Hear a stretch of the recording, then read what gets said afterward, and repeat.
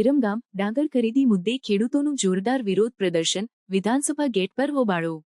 વિરમગામમાં ડાંગર ખરીદીમાં થયેલા કથિત કૌભાંડના મુદ્દે ખેડૂતોમાં ભારે રોષ ફાટી નીકળ્યો છે. વિધાનસભાના બજેટ સત્રના પ્રથમ દિવસે વિરમગામના ખેડૂતો મોટી સંખ્યામાં વિધાનસભા ગેટ પર પહોંચ્યા અને ઉગ્ર વિરોધ પ્રદર્શન કર્યું. તા 20 નવેમ્બરથી 31 ડિસેમ્બર 2023 દરમિયાન વિરમગામમાં ટેકાના ભાવે ડાંગર ખરીદી કરવામાં આવી હતી, પરંતુ આ પ્રક્રિયા દરમિયાન ₹3.76 કરોડનું કથિત કૌભાંડ થયાનું બહાર આવ્યું છે. આ કૌભાંડના કારણે ખેડૂતોને તેમના વેચેલા ડાંગરની ચૂકવણી હજુ સુધી મળી નથી, જેના કારણે તેઓ રોષે ભરાયા છે. વિધાનસભા ગેટ પર વિરોધ પ્રદર્શન દરમિયાન ખેડૂતોએ હાર્દિક પટેલ હાય હાય જેવા નારા લગાવ્યા અને વિરમગામના ધારાસભ્ય હાર્દિક પટેલ સામે ગંભીર આક્ષેપો કર્યા.